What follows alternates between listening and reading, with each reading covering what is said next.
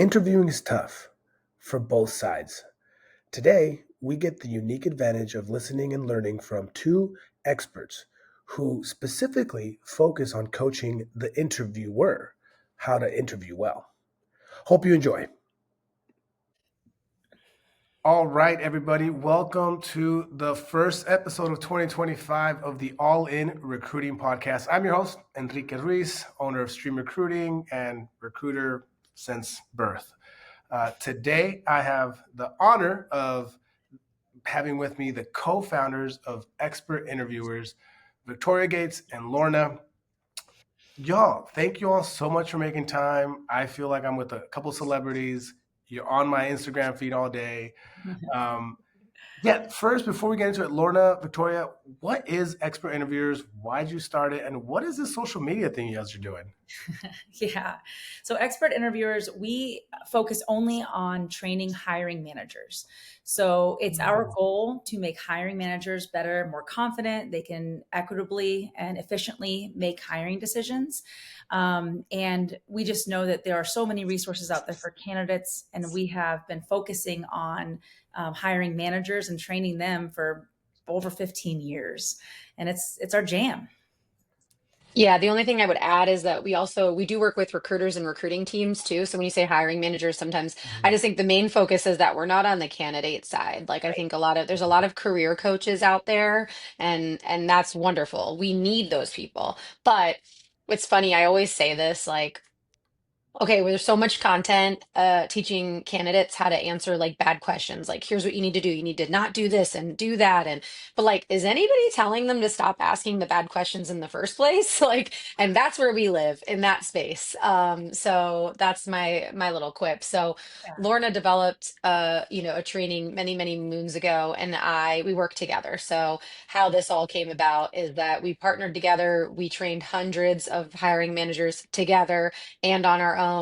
And then, we started to go, I wonder if like other people might benefit from some of these learnings. And, you know, after the pandemic, we're both moms, and we just, work is the grind. And we just said, I wonder if we should just start posting some content online and see what happens. Well, 3 years and about 50,000 followers later, here we are. We post on, TikTok and Instagram and LinkedIn. We have a monthly-ish newsletter.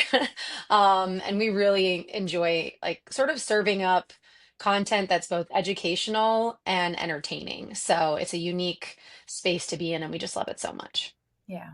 I love it too. It's on my feed all day. I'm like, all right, I need to pause these notifications from them. No, it's actually really cool. I mean, I think it's you all are both right. I think there's so much content out there, and I'm guilty of it. Like I'm trying to always help the candidates, right? Like, hey, candidates, XYZ tip of the day. And I just think it's really cool that you all are kind of on the other side of helping the hiring managers. Because I mean, I've worked with, I would say, hundreds of hiring managers in my career, and yeah, it's like no one's helping them out. So I'm really glad that you guys are doing it. And for some reason, it's just an assumed skill set. And when you think about business, there's no other aspect of business that's assumed. Anyone that comes in for a specific job is going to be trained for that job or mentored in that position. And when it comes to interviewing as a responsibility, they're like, do you have a gut feeling? Cool. Why don't you just interview this person? And it's like, it's crazy to me because that is hundreds of thousands of dollars that you're risking on an inconsistent gut feeling process. And that really makes no sense when you take a moment to like step back and think about it. So it's like, you just give your people the skills that they need to confidently do it so that you can save yourself some money and some heartache as well. I mean, I'm just going to fast forward to the end. Like, do you guys offer packages? Like we parachute in and we support the hiring team for a month and then we parachute out. Like, is that kind of how it works? Or? Yeah. And to Victoria's point, like we do support hiring managers directly, but we also support the people who support them. So recruiters, it can be really hard to continue to source for a really bad hiring manager when you're getting feedback from hiring managers that aren't at all related to the initial requirement that you took from them. Like you're like, how is this happening? HR people are oftentimes thrown into the mix and said, hey, you're our interviewer expert. And they're like, no, I'm not. Like I have so many other responsibilities. So we do support hiring managers, TA partners, recruiters and human resources teams as well. But we have a couple different ways of doing it. We have live trainings. We have modules that are people can just like on demand. If they know that they need training right now, they can purchase those and do those at their own pace. Cool. But we also do like a 1 hour session, like with leadership teams or hiring teams, just to help them to rethink how is what I'm doing working? Yeah. Is it not? It's just like a couple key questions. The final way that we partner is that sometimes we'll go in and do interviewing for companies themselves. If they have internal promotions and they're like, we need an outside, unbiased opinion. Oh, Here's what we're looking for in this leadership position. Can you interview the candidates and let us know what you think? So there's lots of ways we can partner with companies, and we just kind of meet them where they're at. that's so cool. That's Thanks. so cool. Awesome. All right. Well, all right. Let's get into some of these questions. 'Cause I'm sure y'all got to go because I know that we all have families and kids, and oh my gosh, it's been a wild couple weeks over here on the West Coast. All right, and you all can take it however you want. No, there's no. You guys can both answer it or just one. Doesn't matter. But Sure. all right, let's dive into some hiring manager questions. Okay, so what are some common mistakes hiring managers make during interviews, and how can they be avoided? Classic Mm, question for y'all, right? Where do we begin? I I'm know. just kidding. Open up the can of worms. There's so many, but maybe going in like the order of which things happen might be helpful. So like Okay. something that comes to mind for me is like we expect candidates to come in prepared, right? To speak to know what the job is that we're hiring for, what value they can bring to the company.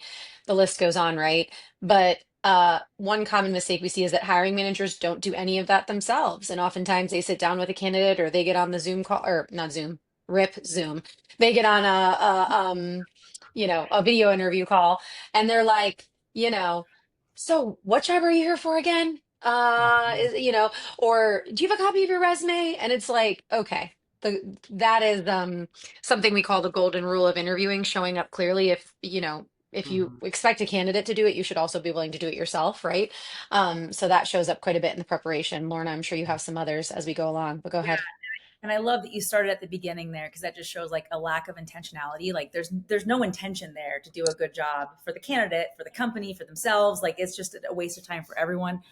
I would say just the bare basics of something that's so easy to fix. Interviewers sometimes want it to just be conversational. And that's one of the Mhm. biggest mistakes that I see a lot of interviewers make. It's like, well, if I make this interview conversational, I'm doing the candidate a favor because I'm making them comfortable. Unfortunately, that's not really the way it works. Usually, conversational interviews are extremely biased, even if they do have good intentions. Mhm. And I think that one of the biggest ways to help with that is just to help educate your team on what protected characteristics are, so they're Mhm. not walking in out of the gates with illegal questions like, "So where are you from? Got any kids?" Like the types of questions you would ask people How at a old are dinner that you? you just How met. when did you Exactly. graduate? Right. Right. So it's just like just some basic intention, I think is the common theme between two that Victoria and I brought up would make a world of difference for interviewing processes. And how can hiring managers other I mean again, outside of hiring you all, like how can they best prepare for like can do they send the candidate? Should we send candidates pre like pre-prepared thoughts like, hey, during your interview, you'll expect this or because it's kind of like sometimes I feel like interviews are kind of like a blind date, you know? Yeah. Some people are more prepared Yeah. than others. Some people look Well, better than but others. So how do you make it fair for everybody across the board, both for the interviewer and the interviewee? Yeah. Well, I think, do you have a thought, Victoria? you go ahead. So I think that the biggest thing that can help with all of this is making sure that anyone that's a part of the hiring process is getting together first and foremost within the company. Because if everyone that's going to be a part of the interviewing process or a part of the hiring decision, they Mhm. all have to make sure that they're actually speaking the same language in the first Mhm. place. Grit, dealing with ambiguity, hard worker, those are all really great adjectives, but everyone's going to have a different perception based on their own personal experiences of what that actually means. So when you get your whole hiring team together, learning how to define what success looks like And then learning how to evaluate that in the candidate is going to set up the teams for success. But also, it allows the candidate to come in and be interviewed on their actual job experience, not on random fluffy things or protected characteristics or gut feelings. It gives the candidate a better experience as well, just by following your own rules, And by following the set process. and do you think candidates should know those things? Like, because I agree, like we got to get people on the same page. Here's what we are all agreeing that is this is success. Do we share that with candidates? Should we share that with candidates? Should we say, hey, for your interview, first interview, here's what we're going to talk about. Here's how we grade, or like, Yeah. where do the lines start I to kind of cross? I personally love when hiring managers set expectations for what the interview is going to entail, and then Uh-huh. also how long the interview process is going to be. This Mm, is typically a three-step interview process. You already had the phone screen, you will meet with us, and the last step will be this. Um, I do like for them to say at the beginning, we're going to take some time to understand your previous positions. We will walk through some, challenging situations in your last positions that I'll help you through them too with follow-up questions as we go. And then before you end the interview, you're always saying, now that you know about our job, I just finished answering all your questions.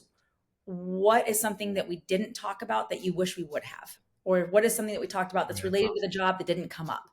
And so it is telling the candidate about every single step of the process as you're going through it, and then doing it. Like Yeah, that actually creates right. such a feeling of trust, because all candidates really want, and candidates can correct me if I'm wrong here, but they want to be properly evaluated. That's it. They Hmm. don't want to be put into a job that they can't do or wouldn't like. They do want to be properly evaluated. So if they get the job, they know they can do it and they know they will like Right, it. right. No, I love it. Any thoughts, Victoria? Well, I think you were saying what can hiring managers do, like, and should there be some of that given in advance? Like, I think what a hiring manager can do is just, if you outside of taking our training, right, or going online and checking out all the free, because we give out free advice all the time as well through our channels, right, and newsletters. But outside of that, like, I just go back to that, like, don't do anything that you like. If a candidate was asking you personal questions out of the blue, how would that make you feel? You Right. probably shouldn't do that to them. So it's a little bit like, it sounds like common sense, but like, what Yeah. can you do is like evaluate your current process and see, would any of that feel weird if a candidate did it to you, like totally ghosted you after 5 interviews, showed up and didn't know who you were, what you were there for, like didn't know what company? If they sat down and said, hey, what company is this again?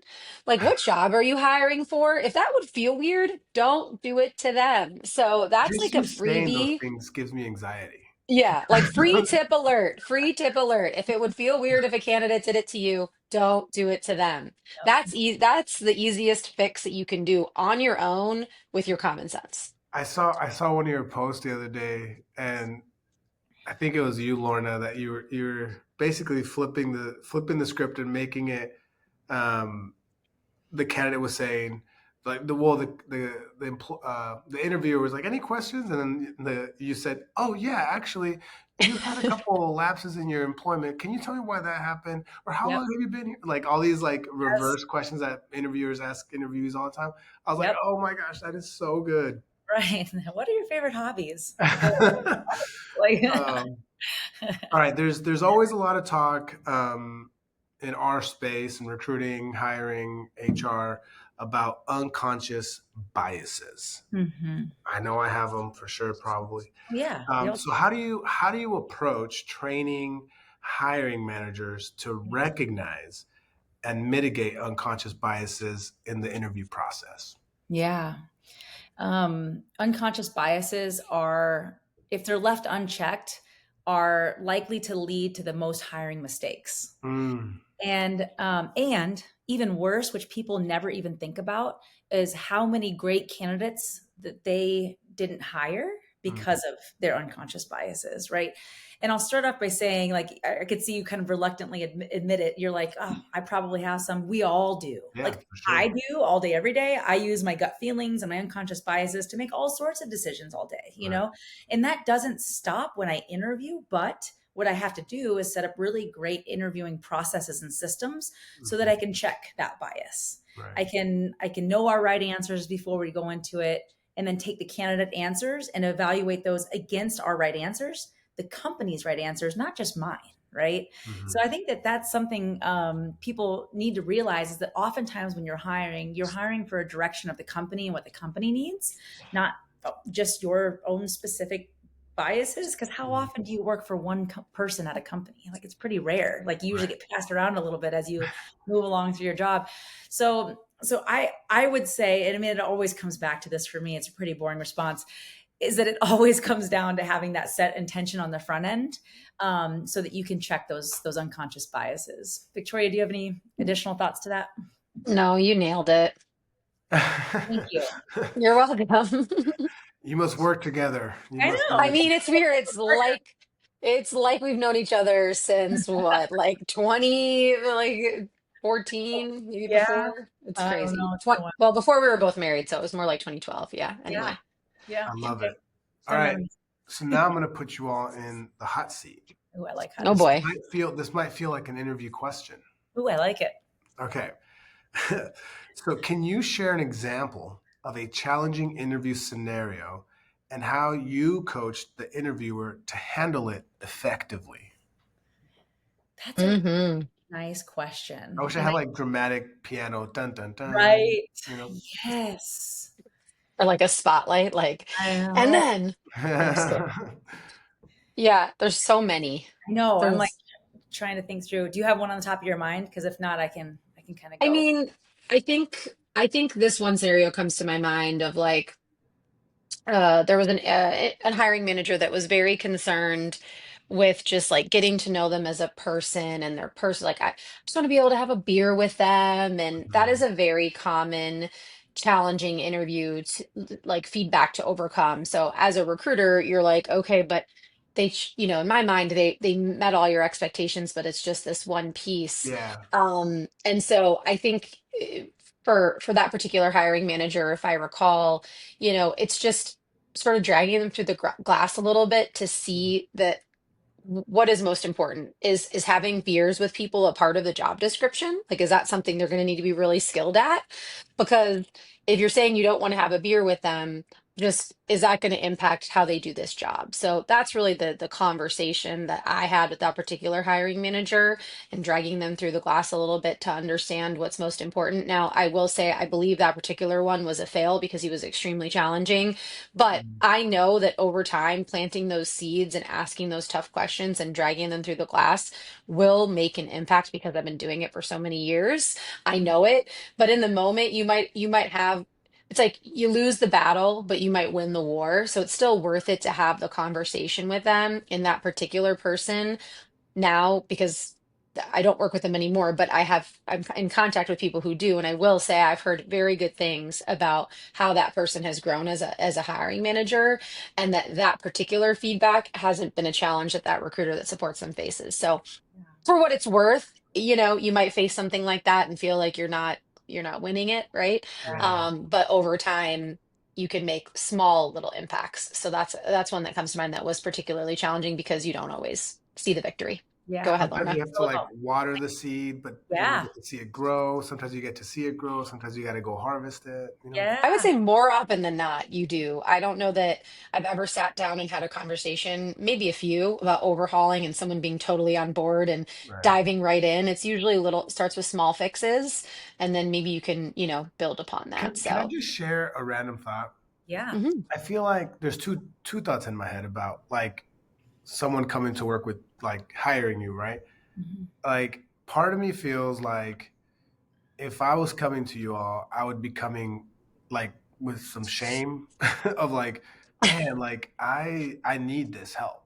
It's kind Yeah. of like you got to like be Swallow really, some pride. yeah, like man, like I need to better my interviewing things that I Yeah. do for my company, whether it's like a small, medium, or big company. Like Mhm. to come to you, it's like, hey, like I need help, right? That's Totally. one. It's and then the second thought is like a little more comical. It's like if I want to go to the gym, I have to Mhm. go to the gym. Like I Yeah. can't like say I went to the gym today and look at me because and I really didn't go, so you never see the results. But like Right. going to you all, it's like it's like going to the gym. Like you have to go do this work, and it's Yeah. going to be hard work, and Yep. it's going to hurt because Yeah. you're gonna get in the nooks and the crannies and the stretches, and but it's gonna be better for you afterwards, right? Like you're gonna see the results afterwards. So that's kind of how I feel Totally. like when engaging you. So like, do you feel like the clients that come your way, are they like amped up, excited, or like, hey, we really need help? Like, Right. how do people come to you like that? Yeah, it is interesting because there are very few of us like that train Yeah. hiring managers. There's few companies and individuals like us that do this, and whenever we find them, we're immediately their friends because there's plenty of business out there, right? Because we all know that they're not our competition. Our competition is actually the status quo. It's the way that it's always been done, and so you're right. People do come and they have to swallow their pride a little bit because they are used to this being an assumed skill set where they can use their gut feelings, and now you're telling me that that's not the right way to do it. Right. And it's a little bit of a mixed bag. There are some times when companies come to us and they have a couple strong champions or advocates that say clearly this is not working, and usually you can use the data to show that. It's a really, really high sub to hire ratio, which I know I'm speaking to your recruiters that are listening because Mhm. you know that when you have to send 10 candidates for one position, like it's not working, something's broken, right? Right, Or right. there's an extremely long interview process that's not consistent, and then they bring them back for another unexpected interview and another Yeah. unexpected interview. And so oftentimes the data is screaming at them if they're willing to listen to it. Hmm. Once they recognize that, if they're brave enough to pull back the curtain and see it, Hmm. then that's when they come to us and be like, wow, we need to be a lot more efficient about this. Or, Yeah. wow, we had so many people quit within the first 3 months last year. We can't have that kind of turnover. We need your help. Right. And Hmm. so, yeah, but And there, oh, go ahead, Victoria. I was gonna say there's a lot of personal pride in hiring. I think I see it all over socials. Like, here's the question that, I know gets you. It's like people do have a lot of personal pride in it. And I think, when they come to us, it's one of those things that we do not, we're not out to get anyone. We're not No, out to like no, make no. anyone feel bad. So that shame, truly, the only people that should feel shame are the ones that know what they're doing is wrong. They know questions they're asking are Right, right. illegal, or that their processes are draining candidates or that they're having ridiculous expectations and they don't change anything about it. Those Mhm. are the people that should feel shame. Anyone who's like, There you should go. I get some help? You should that it's like you are who candidates are hoping to work for and interview with. So, I mean, that's just saying you need help is honestly, so I would just say that like anybody that comes to us instantly has won us over because they're actually recognizing that there's improvement to be made. Yeah. That's so good. That's awesome. Okay, next question, and this is more maybe for like the hiring managers, people listening. What strategies do you recommend for interviewers to create a positive and engaging experience for candidates? And you've kind of touched on it as we've been talking, but like how does it start just from the job posting, like how do you best kind of Yeah. give people those tips? Yeah, I was gonna say there's some like basics that come to mind, but maybe we have a couple of controversial ones too that I think we should throw in here, like some hotter takes. So some of the basic ones, and Lauren, I think I'll poke you if you're not thinking of the hot take that I'm thinking you should that you give. But like like if you're putting in your job postings like we're a family and you're gonna wear many hats, like from the jump, that experience is, don't do it. Mm, So like I think put yourself, the way you can make the experience engaging and interesting for candidates is if you yourself put yourself in the candidate's shoes and think about what your experience is, right? right. So if they're reading a job description and it's full of a bunch of fluff and doesn't make any sense, doesn't have salary listed, a realistic salary listed in it or hourly rate, right?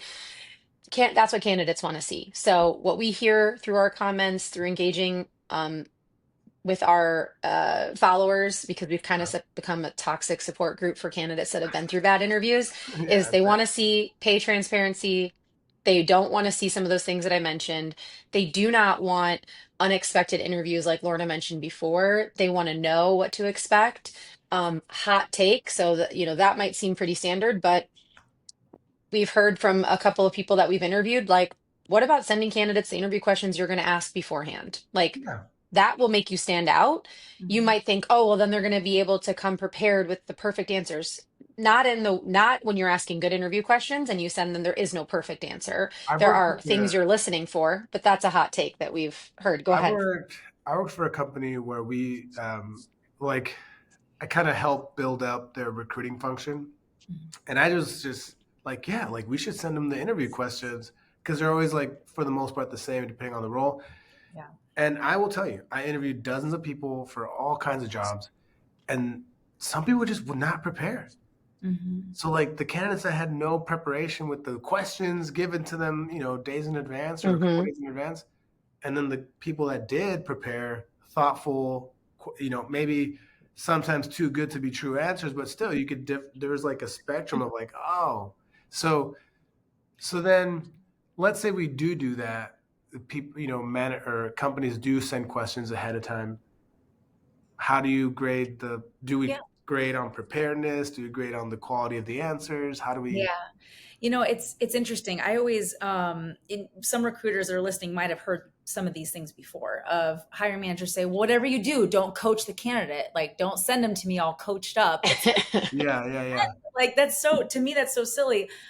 The way that we structure our interviews and our interview questions, if we sent those to candidates beforehand, um, we would honestly, it would help the candidates to take more time to think through the answers. And I love that. Like, I'm never, ever going to ask an employee of mine to come up with an answer within 3 seconds in the job and no research. Don't think about it any longer. Like, that's it. Like, I need to know it right now. It's like, no, you would never do that. You'd be like, hey, this is a pretty challenging thought that I have. Can you chew on this for a while and get back to me when you're ready? Right. It's like, you would never, you don't expect that out of people in their job. Why do you expect that out of people in an interview?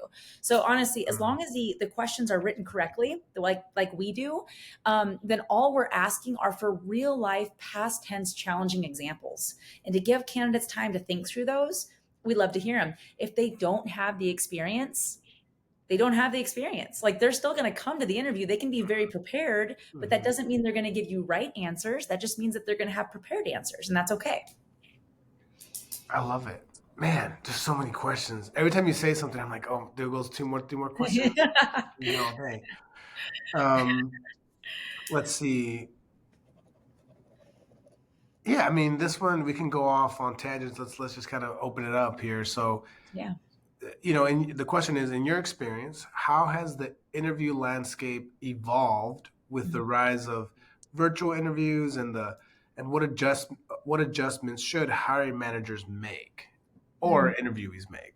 Yeah. I could tell you this straight up. It well, should it matter? Like if I'm interviewing somebody and let's pretend we did all the good things. We sent the interview questions, they know what to expect. Everything is dialed in on the post with the salary. But then when I'm on the phone with it's an initial phone call and I'm on the phone and they're like walking outside and the wind is in the thing like Yeah.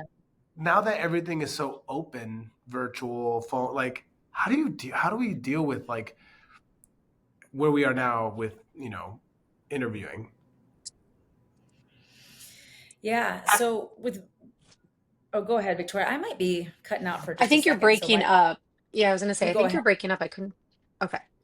Mhm. I was going to say to start with the good about the virtual interviewing, like I think there's so much good that comes from it, like meaning candidates probably aren't having to take off of work as Mhm. long if they're Right. able to take a virtual interview because, you can take that more anytime, any place, right? There's more accessibility, which I think is great. I also think speed, right? You're able to schedule a Mhm. virtual interview a lot quicker if you don't have to travel to, say a position is in another state. So I Mhm. think there's a lot of really good things with the evolution of video interviewing that have come, but there's definitely the challenges. So one thing I've heard from a hiring manager is they took the interview in their bedroom and their bed was messy. They didn't make their bed.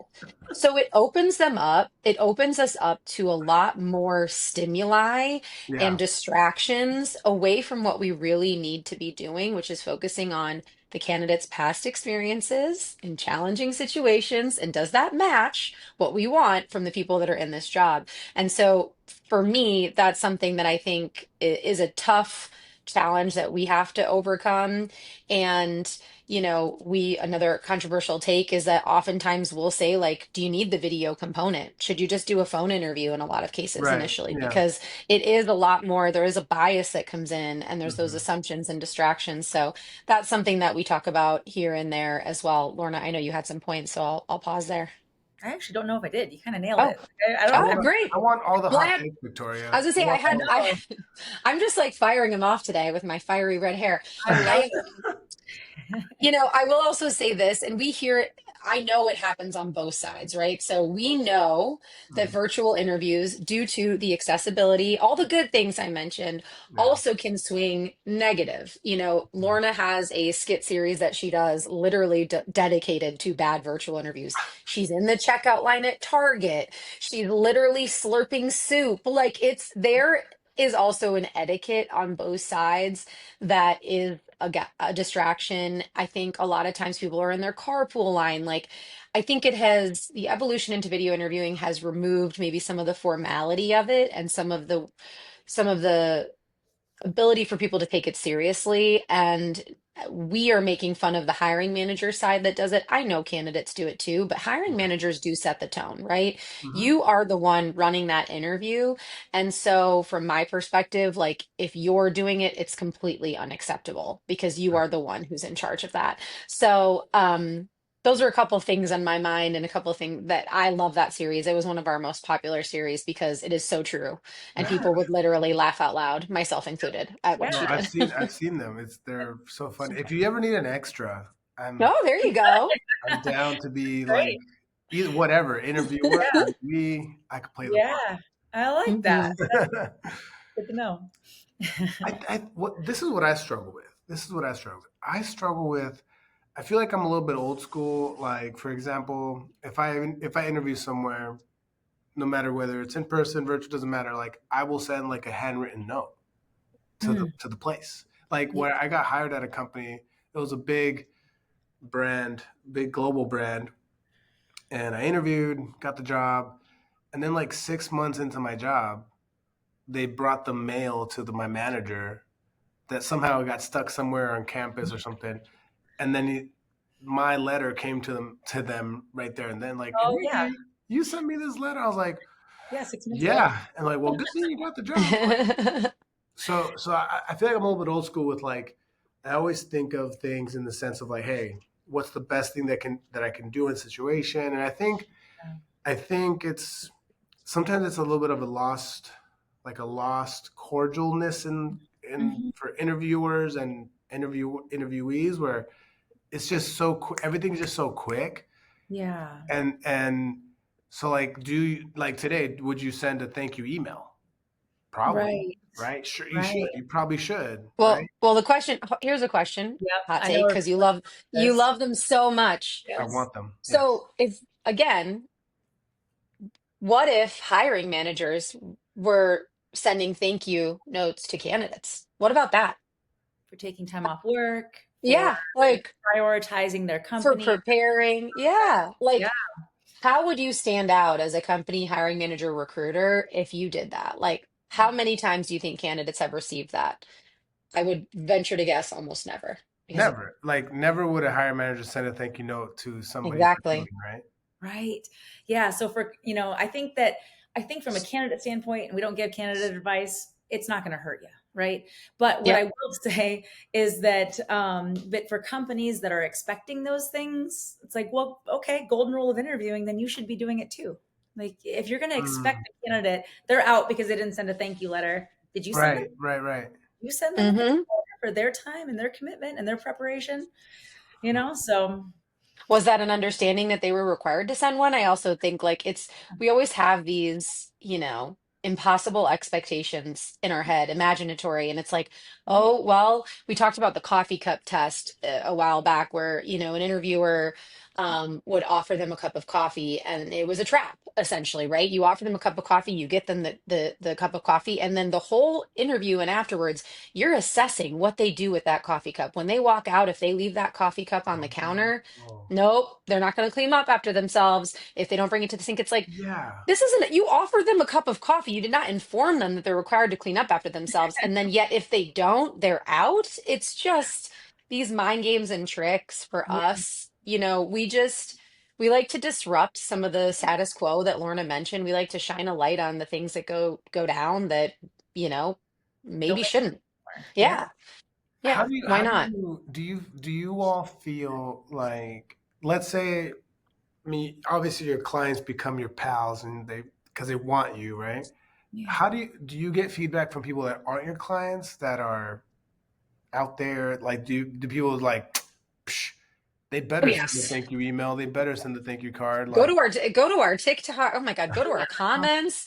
You'll see. I mean, we will literally sometimes like screenshot a comment and be like, that interviewer in the wild. Like it's right there. Like that interviewer is defined as that person that knows what they're doing is maybe wrong or not the best, and they just keep doing it anyway. Yeah. So we get that all the time. And those are not the people that our content is for, yeah, right? yeah, Like some people might say, oh, like you're roasting people that you're trying to get as clients. And it's like, actually, no, because the clients are the ones that recognize these things and want to be better, as I said right. earlier. And those folks, the ones we're roasting, nope, they're And, not the ones we want. In fact, stay away, keep doing your thing. Okay.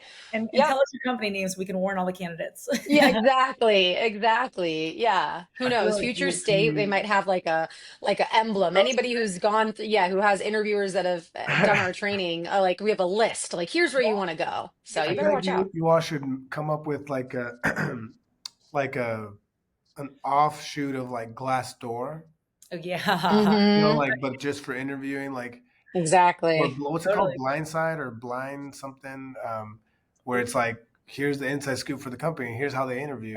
Yeah. Yeah. Yeah. You should do Yeah. Exactly. Thanks for the business idea. Yeah, that. right? Free um, advice. what other things would you share? I mean, those are all my kind of deep questions. Like, what are some other thoughts that you guys have, just in general? Like, let's say you're talking to a potential someone that's like on the fence, someone Hmm. that's like, they're not like, you're not roasting these people because they're like, they're more normal. They're more like, hey, like they don't know what they don't know, but they're trying to get their business going and do their thing. What would you tell that person? How would you share with them? Go to our website. But what else? Like, what Yeah. other thoughts would you have for a company like that?